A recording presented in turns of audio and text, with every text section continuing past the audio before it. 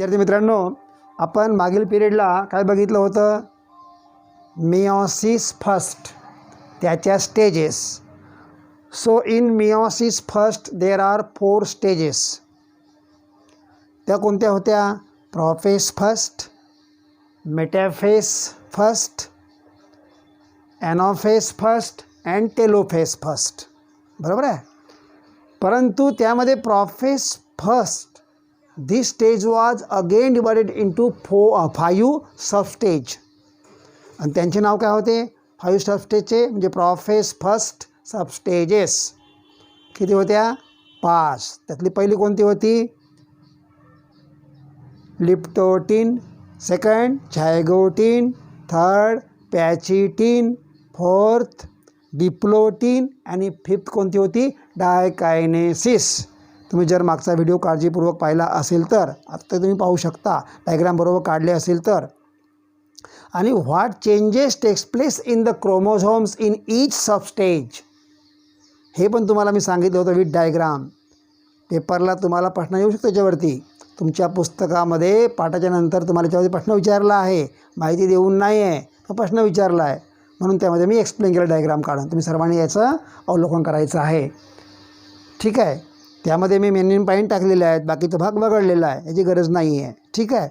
गाईडमध्ये खूप देऊन आहे पण तुम्हाला कळणार नाही, म्हणून जेवढे तुम्हाला डायग्राम देऊन आहेत पुस्तकामध्ये त्याचप्रमाणे फक्त त्याला मी एक्सप्लेन केलेलं आहे, इतकेच प्रमाणामध्ये. ठीक आहे. तर ते पुन्हा एकदा बघा.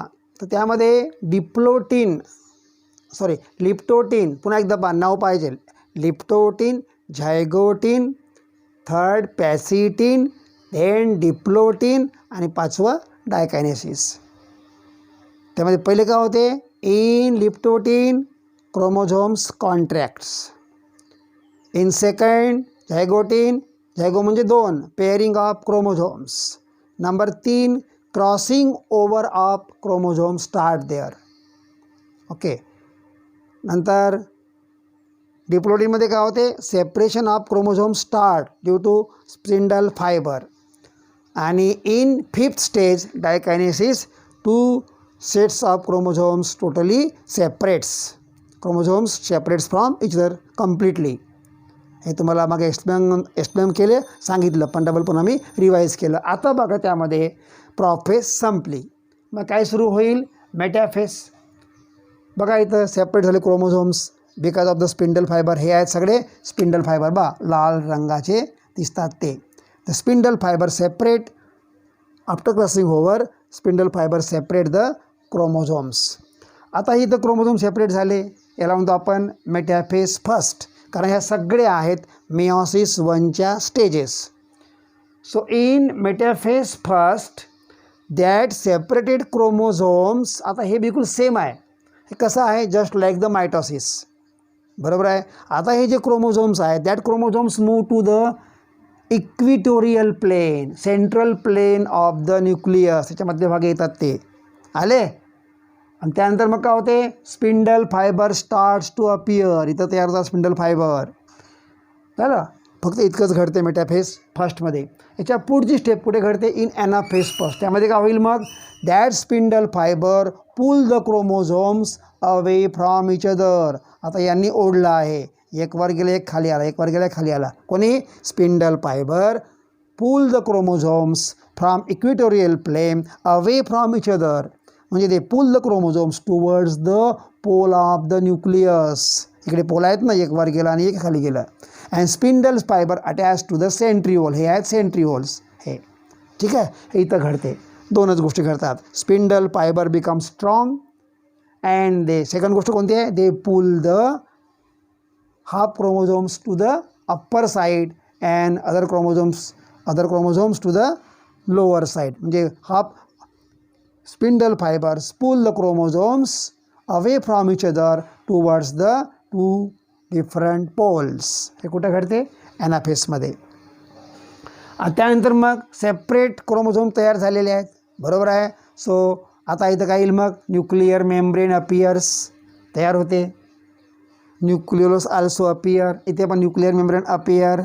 बरोबर आहे. In this way two separate nucleus are form and with two nucleus separates are there so their cell membrane also form separately. म्हणजे काय होते, immediately after the division of the nucleus काय होते, आणखी division of cytoplasm also start there and two different cells form here.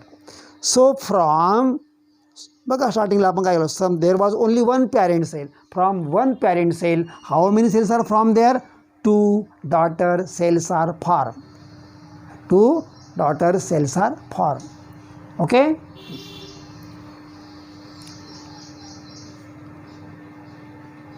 तर बघा आता ठीक आहे, इथं आपली मिओसिस फर्स्ट संपली. तर बघा इथं काय केलं आपण, in meiosis first crossing over recombination of homologous chromosome पाहिलं आपण कशा प्रकारे क्रॉसिंग ओव्हर झाली. म्हणजे याचे क्रोमॅटिड त्याला गेलं, याचे क्रोमॅटिड पहिल्याला गेलं, क्रॉसिंग झालं दोघांमध्ये.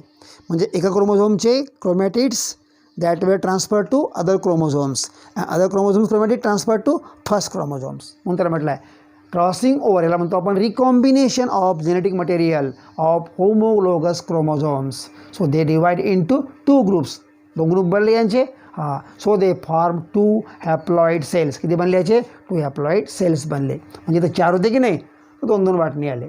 ठीक आहे. इथं अशा प्रकारे आता इथं 2 हॅप्लॉइड सेल्स बनले इन मिओसिस फर्स्ट. आता पुढे काय घडते, मिओसिस सेकंड. आता मिओसिस सेकंड काहीच नाही, खूप सोपं आहे याच्यामध्ये. It is just like to mitosis.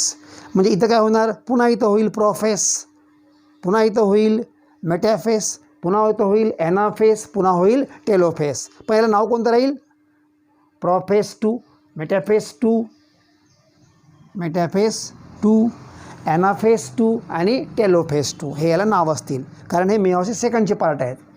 आता सोपी गोष्ट आहे, जे मायटॉसिसमध्ये घडलं ते इथं घडणार, मिओसिस सेकंडमध्ये घडणार. म्हणजे काय घडणार, there will be prophase first, chromosomes will be there forming the pair. मग काय होईल, द क्रोमोझोम्स इन मेटॅफेस काय होईल, the chromosomes will move to the central place, equatorial place of the nucleus. Spindle fibre will start to appear here. आणि in prophase 2 मध्ये पहिले काय घडेल, chromosomes will be contract, they will contract. झाले इथं contract, they will be thick. मग centrioles will start to move towards the pole. Centriole will be duplicate, 2 बनते याचे, आणि ट्रॉल they will start to move to the opposite pole. अशी तयार होईल इथं. इथे काय होईल, मेटाफेसमध्ये काय होईल, chromosomes will move to the central place म्हणजे इक्वेटोरियल प्लेस, इक्विटोरियल म्हणजे विश्ववृत्तीय भाग, मध्य भाग ज्याला म्हणतो आपण, ऑफ द सेल. त्यानंतर centriole will completely move to the opposite pole. Centriole इथं होते पहिल्यांदा, तर ते कम्प्लिटली अपोजिट पोलला पोहोचतील. They will completely reach to the opposite poles. Spindle fibre will start to form इथं क्रॉसिंग टू द, म्हणजे along with the chromosomes. Spindle fibre will start to form here and they will be attach to the chromosomes. बघा हे spindle fibre काय झाले इथं क्रोमोझोमला attach झालेले आहेत. ठीक आहे. आता इन एनाफेस 2 काय होईल, मग the spindle fibre that passes through the chromosomes. इथं बघा spindle fiber passes through the chromosomes. They become strong and this spindle fiber will move, move नाही, pull the chromosomes, half chromosomes upper side, half chromosomes down side. बघा इथले अर्धे chromosome वर गेले, अर्धे खाली गेले. ओके, इथे हेच घडलं. ठीक आहे. स्पिंडल फायबर बिकम स्ट्रॉंग, पहिली गोष्ट. Second, they pull the chromosomes half to the upper pole and half to the lower pole. अशा प्रकारे इथं तेच घडलेलं आहे. Spindle fibre become strong and they pull the half chromosomes up side, half chromosomes down side. ठीक आहे. आणि शेवटी काय होईल मग, so in this way from the one parent cell here form 2 different haploid cell, and from second parent cell 2 haploid daughter cells are formed. Okay, so from one parent cell 2 haploid daughter cells, from the second parent cell 2 haploid daughter cells are formed. In this way total cells are formed किती 4. किती बनले 4 daughter cells are formed, but their number of chromosomes are काय half of the parent cell. जे पहिले घेतली आपण त्याचे काय हाफ आहे, याचे हाफच आहे. याचे हाफ आहे की नाही, याचे हाफ, बरोबर आहे. हे जी पॅरेंट सेल याच्या हे हाफ झाले, म्हणजे एकूण याला म्हणतो आपण 4 haploid daughter cells are from in the meiosis second. याची माहिती दिली बघा आपण. It just like the mitosis, 2 haploid cell undergoes division. बघा 2 हॅप्लॉइड सेल्स जे तयार झाले ते कोणामध्ये, मिओसिस फर्स्टमध्ये, बरोबर आहे. दॅट अंडरगोज काय झालं, डिव्हिजन. ह्याला होते डिव्हिजन, आणि काय होते, सेपरेशन ऑफ, काय झालं याचं, डिव्हिजन झालं. म्हणजे काय झालं, सेपरेशन ऑफ रिकम्बाईंड सिस्टर क्रोमाइड. बघा इथं आपण कलर अलग दिला आहे, याचे क्रोमाइड वरचे अलग, खालचे अलग कलरचे, कारण काय ते रिकम्बाईन आहेत, क्रॉस ओव्हर झाल्यानंतरचे आहेत, म्हणून त्याला म्हटलं आपण there is separation of the recombined sister chromatid. आता ह्या ज्या क्रोमाइड तयार झाल्या इथं मिओसिस फर्स्टमध्ये, ते आफ्टर क्रॉसिंग ओव्हर झाले होते, म्हणून त्याला म्हणतो आपण रिकम्बाईन. त्या होता इथे सेपरेट. सो इथं काय झालं, इथं मग बघा इथले सिस्टर क्रोमॅटिड काय होते, इथं सेपरेट. इथं आहेत ना, अर्धे क्रोमॅटिडवर अर्धे क्रोमॅटिड खाली, इथे पण अर्धे क्रोमॅटिडवर अर्धे क्रोमॅटिड खाली गेले, अशा प्रकारे. म्हणून त्याला म्हटलं बघा इथं separation of recombine sister chromatid. म्हणजे at the end of meiosis first we get recombine sister chromatid, बरोबर आहे. तर यांचं होते सेपरेशन कोणामध्ये, मिओसिस सेकंडमध्ये. New daughter cells genetically. आता बघा याच्यामध्ये ज्या ह्या सेल बनल्या, किती बनल्या, 4 सेल बनल्या. आता न्यू डॉटर सेल्स ते सेम राहतील का पॅरेंट सेलच्या, नाही. का बरं सेम राहणार नाही, बिकॉज इथं काय घडलं होतं, क्रॉसिंग ओव्हर झालं होतं. एकाचे क्रोमॅटिड दुसऱ्याला गेले, दुसरे क्रोमॅटिड पहिल्याला आले, क्रॉस झालं होतं याच्यामध्ये, रिकम्बाईन झालं होतं, recombination of the genetic material झालं होतं. म्हणून that will be genetically different from the parent cell. Totally the 4 daughter cell, 4 daughter haploid cell will be completely different than the parent cell. Parent सेलपेक्षा वेगळे ते असणारच, परंतु ते एकामेकापेक्षाही वेगळे असणार. ही सेल वेगळी, ही सेल वेगळी, ही सेल वेगळी, सेम राहणार नाही. का कशा बरं, कामुळे, कशाबद्दल, why, because of the crossing over of the chromosomes, recombination of genetic मटेरियलमुळे. ठीक आहे, ह्या 2 गोष्टी खूप महत्त्वाच्या याच्यामध्ये. After the end of meiosis second new daughter cells are form. They are genetically different from the parent cell, different also from each other. आपापसामध्ये सुद्धा ह्या वेगवेगळ्या असतील. They will be different from each other, एकामेकापेक्षा त्या वेगळ्या असतील. का बरं, because they have different type of genetic material. ते का बरं, because of the crossing over, because of the recombination of the genetic material between the homologous chromosomes. Okay, अशा प्रकारे या ठिकाणी आपण हवर meiosis second is also over. Diagram खूप महत्त्वाचे आहेत, कारण डायग्रामच्या आधारे आपण एक्सप्लेन करू शकतो. तुम्ही व्हिडिओ पॉज करत जायचं आणि मी जे म्हटलेलं आहे ते नोट करत जायचं. You can also take support the textbook. तुम्ही आणखी टेक्स्टबुकचा आधार घेऊ शकता, पण अशा प्रकारे तुम्ही लिहून काढा. डायग्रामला महत्त्व आहे. Explain the meiosis first suitable diagram म्हटलं तर मला सांगावं लागेल. आता मी इथं बाकीचे पॉईंट काबर लिहिले नाही, कारण आपण हे सेम पॉईंट घेतलेले आहेत. कुठे, मायटोसिसमध्ये. तेच तुम्ही इथं वापरायचं. ठीक आहे, जसं मी आता एक्सप्लेन केलं. Okay, so here our chapter number 2 is over.